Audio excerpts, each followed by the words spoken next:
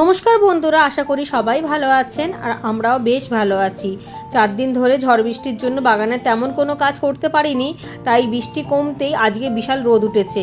আর এত সুন্দর রোদ উঠেছে তাই জামা কাপড়ের সাথে সাথে বাগানেরও অনেক কাজ সেরে ফেলতে হবে। প্রথমে এই দুটো বস্তা খুঁচিয়ে নিলাম, এর মধ্যে কুমড়ো শাক ছিল। কুমড়ো গাছটাকে অনেকবার ডগা পাতা নিয়ে নিয়েছি, এবার তুলে দিলাম, এর মধ্যে অন্য গাছ বসাবো। এই দেখুন কত জামা কাপড় কাচার সাথে সাথে ঠাকুরের জামা কাপড়ও কেচে দিয়েছি। এবার উপরে গিয়ে অনেক ছোট ছোট চারা বসাবো, বেড বানাবো। যেই সব লতা পাতাগুলো শুকিয়ে গেছে সেইগুলোকে দিয়েই বেডের মাটি তৈরি করব। চলুন তাহলে একে একে কাজগুলো সেরে নেওয়া যাক। আর এই বস্তাগুলো রেডি করা রইল। একেবারে চলে যাব 4 তলার ছাদে। ঝড় বৃষ্টিতে দেখুন গাছগুলো কতটা সতেজ হয়ে গেছে। আর এদিকে নাকচম্পা গাছটা নিচে নামিয়ে রেখেছিলাম, কারণ ঝড়ের সময় তো ওপর দিকে যদি পড়ে যায় তাহলে গাছটা ভেঙে যাবে, সেই জন্য নিচে নামিয়ে রেখেছিলাম। এখন আবার তুলে দিলাম। আর এদিকে আমড়া গাছটার মধ্যেই কিন্তু আমি বরবটি গাছগুলোকে জড়িয়ে দিয়েছিলাম, আর এর মধ্যে ঝিঙে গাছও ছিল। একসাথেই গাছগুলো খুব বাড়ছিল, আর অনেক কিন্তু ঝিঙে পেয়েওছি এবং বরবটি তো পেয়েছি। শীতের একেবারে শেষের দিকে এটা বসিয়েছিলাম, গরমের শুরুতেই, ওই জন্য ফল পেয়েছি। গরমের ফল কিন্তু আমি এই গাছগুলো দিয়েই পেয়েছি। এখন সেই গাছে আর ফল ধরছে না, যেহেতু অনেক দিন ধরে হয়েছে। আর এই সব ঝিঙে বা বরবটি বারবার করে বসাতে হয়, তাহলেই সারা গরমকাল জুড়ে কিন্তু সবজিটা পাওয়া যাবে। গাছটা খালি করে নেবো। আর গাছের কোনো পাতাটাই আমি কিন্তু ছিঁড়বো না, যেহেতু আমড়া গাছটা অনেক পুরনো গাছ, তাই ছিঁড়বো না। কিন্তু এদিকে যে গাছগুলো হয়েছিল, বরবটি গাছ, ডাঁটা গাছ, তারপরে ঝিঙে গাছ, এইগুলো ডগা পাতাগুলোকে সব তুলে নেবো। এই মাটিগুলোকেই আমি নতুন করে তৈরি করে বেড বানাবো। কিন্তু যেই মাটিগুলো রেডি হয়ে গেছে তার মধ্যে কিন্তু আমি এক ফোঁটা মাটি দিইনি, হয়েছে সম্পূর্ণ সবজির খোসা টোসা দিয়ে, তারপরে কাঠের গুঁড়ো টুড়ো দিয়ে। আগে জোগাড়গুলো করে নিতে হবে। এদিকের ব্যাগ, তারপরে ডালপালা যেগুলো ছাঁটাই করেছিলাম। আর বাগানে কিন্তু প্রায় আমি ডালপাতা কাটাই ছাঁটাই করি, নাহলে কিন্তু বাগানের শেপটা একদম ভালো লাগে না। গাছগুলো যদি সুন্দর দেখতে লাগে তখন সেখানে ফুল বা ফল হলে খুবই ভালো লাগে। তো অনেকগুলো দেখুন জমে গেছে, অনেক ডাল পাতা এদিকে টাপের মধ্যেও ছিল, এগুলো জমে গেছে। কদিন আগে বোগেনভেলিয়া গাছেরও কাটাই ছাঁটাই করেছিলাম। আর এদিকে কলা পাতাগুলো শুকিয়ে গেছিলো, সেইগুলো দেখুন কেটে কেটে ছোটো করে নিচ্ছি। এগুলো দিয়ে পটাশ সার তৈরি করব। তবে এখন করব না, ভেবেছিলাম পোড়াবো, কিন্তু এখন যেহেতু ভীষণই হাওয়া ঠাওয়া দিচ্ছে, তাই আগুন এদিক ওদিক উড়ে গেলে খুবই ক্ষতি হবে, সেই জন্য পোড়াবো না এখন, একটু হাওয়াটা কমলে। আর এই পাতা তো আর নষ্ট হবে না, এমনিতেও বেডের তলায় দিয়ে দিলেও খুব ভালো পটাশ পেয়ে যাবে। তবে আমি বেডের তলায় দেবো না, আমি এটাকে অন্যরকমভাবে কাজে লাগাবো। যেটাই করি না কেন আপনার সাথে অবশ্যই শেয়ার করব। আর এই বরবটি বা ঝিঙে গাছের মাটিগুলোকে দেখুন আমি নতুন করে তৈরি করব। পুরো একেবারে উল্টিয়ে নিয়েছি, এর মধ্যে দেখুন একটা ছিটে ফোটাও মাটি ছিল না। সম্পূর্ণ পাতা ঠাতা, সবজির খোসা, ফলের খোসা, বাগানের কাটাই ছাঁটাই করা ডাল পালা, তারপরে কাঠের ভুসি, চা পাতা, ডিমের খোসা ইত্যাদি তৈরি। তার মধ্যে মাঝে মাঝে আমি তরল সার দিতাম। কিছুদিন আগেও কিন্তু আমি জৈব সার দিয়েছিলাম। তারপরে খাবার চুন একটুখানি মিশিয়ে নিলাম। খাবার চুন অল্প করেই মিশিয়ে নেবেন, তাতে কি কোনো রোগমুক্ত থাকবে মাটিটা, আর ক্যালসিয়ামটা খুব ভালোভাবে পেয়ে যাবে, আর জীবাণুও থাকবে না, মানে ক্ষতিকারক পোকাগুলো থাকবে না। এইভাবে মিশিয়ে টিশিয়ে নেবো। আর খুব ভালো ডিকম্পোস্ট হয়ে ঝুরঝুরে হয়ে গেছিলো। যখন দিয়েছিলাম তখন কাঁচা সবজির খোসাও কিন্তু অনেক ছিল। এখন আবারও করে দেখুন অনেক গাছের ডালপালা ঠিক এইভাবেই কিন্তু ব্যাগটা রেডি করেছিলাম। দেখুন অর্ধেকের বেশিই কিন্তু আমি সবজির খোসা ডালপালা দিয়ে ভরে দেবো। তারপর ওই যে মাটিটা তৈরি হয়েছে সবজির খোসা টোসা দিয়ে, কাঁচা পাতা দিয়ে, সেইগুলোকে দিয়ে দেবো। মাটিটার মধ্যেও প্রচুর পরিমাণে খাবার রয়েছে। আর এখন আর কোনো জৈব সার দেবো না, মানে কোনো গোবর সার বা ভার্মি কম্পোস্ট বা পাতা পচা সার কোনোটাই দেবার কোনো প্রয়োজন নেই। এইভাবে সবগুলো ব্যাগ আমি নতুন করে তৈরি করে নেব। আর তারপর আমি কিন্তু চারা তুলতে যাব। এই দেখুন কদিন আগে আমি দানা ফেলেছিলাম শসার, সেই চারাগুলো কিন্তু বৃষ্টির জল পেয়ে খুব সুন্দরভাবে বাড়ছে, আর ভীষণ হেলদি চারাগুলো। এখান থেকে খুব সাবধানে আমি চারাগুলোকে তুলে নিয়ে যে যার জায়গায় দিয়ে দেবো। এখানে তো একসাথে এতগুলো রাখা যাবে না, যেহেতু 12 ইঞ্চি গ্রো ব্যাগের মধ্যে বসিয়েছিলাম। দেখুন কত হালকাভাবে তুললাম, শেকড়গুলো শুদ্ধ হালকাভাবে নিয়ে নেবো। নিচে যে 3 তলার বস্তাগুলো আমি রেডি করে এলাম, সেই বস্তার মধ্যেও দুটো দেবো। আর এদিকে যে বস্তাগুলো রেডি করে নিয়েছিলাম সেই বস্তার মধ্যেও কিন্তু আমি বসিয়ে দেবো। আর এত গরম তো দুটো বস্তার মধ্যে দুটো চারাই দেবো, বেশি চারা দেবো না, কারণ একটা করে চারা দিলেই কিন্তু গাছটা খুব ভালোভাবে বাড়বে, গ্রোথ নেবে, আর ফুল ফলটাও ভালো আসবে, ফল ধরার ক্ষমতাটাও বেড়ে যাবে। কারণ একটা বস্তার মধ্যে যদি 2 বা 3টে করে চারা দেওয়া হয়, সেখানে কিন্তু গাছটা অতটা ভালো হেলদি হয় না।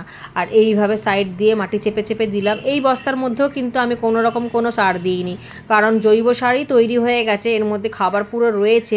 আর তরল সার দিয়ে দিয়ে তো মাটিটা খুবই উর্বর রয়েছে, দেখুন কত সুন্দর রয়েছে। আর যেহেতু রোদের তাপটা প্রচণ্ডই, তাই ওই চাদরটা দিয়ে আড়াল হয়ে থাকছে, এখন থাক। বিকাল হয়ে গেলে, রোদ চলে গেলে আর কোনো অসুবিধা হবে না, তখন চাদরটাও সরিয়ে দেবো। বস্তার মধ্যে এখনও 2-3টে চারা রয়েছে, তো কিছু কিছু চারা আমি অন্য অন্য জায়গাতে বসিয়ে দেবো। এখানে যেমন একটা বালতির মধ্যে ঠিক একই পদ্ধতিতে খাবার চুন দিয়ে মাটিটাকে একটু নেড়ে ছেড়ে নিচে খানিকটা ওই সবজির খোসা আর ডালপালা আছে সেগুলো দিয়ে দিয়েছি, ওপর দিয়ে এই মাটি দিয়ে চারাগুলোকে বসিয়ে দেবো। একই রকমভাবে কিন্তু আমি এই নীল গ্রো ব্যাগটা বা হলুদ গ্রো ব্যাগটার মধ্যেও চারাগুলোকে বসিয়ে দিয়ে সাইড করে দেবো।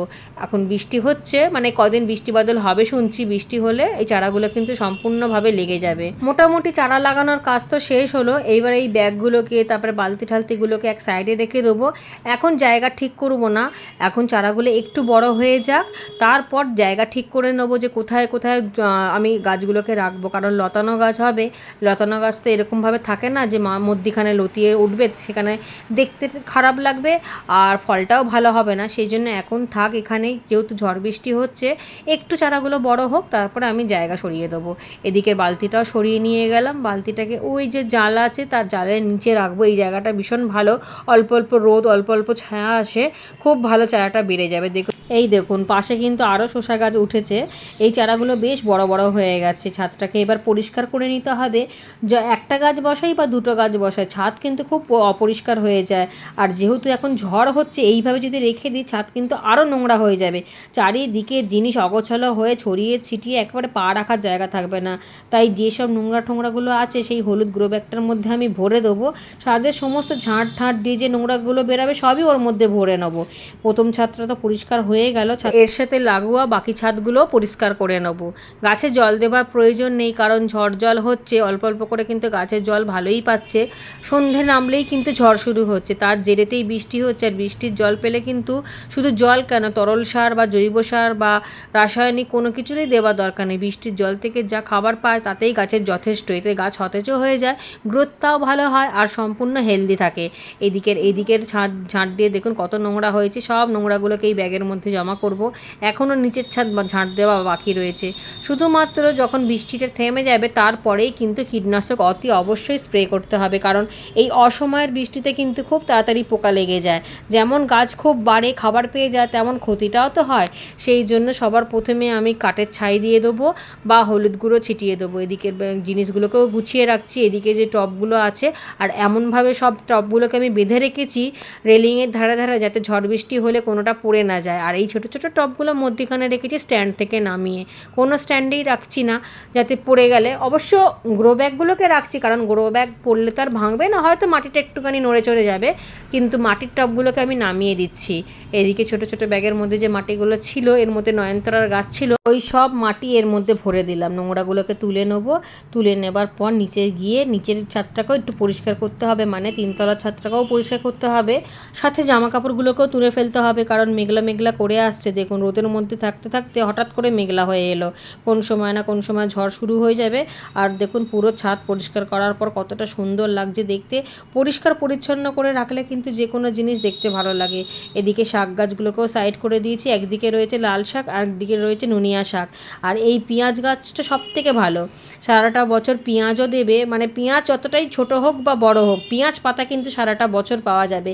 এখন আমি এই গাছগুলোকে একেবারেই তুলব না, কারণ আমার পেঁয়াজের থেকে পেঁয়াজ পাতাই খুব দরকার। পেঁয়াজ তো একবার খেলেই হয়তো শেষ হয়ে যাবে, কারণ বেশি তো আমি করিনি। আর এই প্রথমবার কিন্তু আমি দানা থেকে পেঁয়াজ করেছি। এখানে দেখুন 6 ইঞ্চি টবের মধ্যে 5-6টা গাছ রয়েছে, আর বড় টবের মধ্যে 4টে গাছ। তো যদি তুলেই দিই তাহলে তো দুদিনেই শেষ হয়ে যাবে, সেই জন্য আমি পেঁয়াজগুলোকে তুলছি না, আমি পেঁয়াজ পাতা নিয়েই ব্যবহার করছি। এদিকের বড় ছাদটাও পুরো একদম পরিষ্কার করে রাখা রয়েছে, কোথাও কোনো নোংরা নেই। তবে ঝড় বৃষ্টি হলে তো আবার পাতা টাতা পড়ে নষ্ট হবে, সেটা আলাদা ব্যাপার। আমি অন্তত তো পরিষ্কার করে রাখলাম। এদিকে শাক গাছগুলো থেকে প্রায় সময় শাক তুলছি, সবজি তুলছি। তবে বৃষ্টিতে অন্য কোনো ফুল গাছের ওপর কোনো প্রভাব না পড়লেও বোগেনভিলিয়া গাছের ওপর কিন্তু প্রচণ্ড রকমভাবে প্রভাব পড়ে।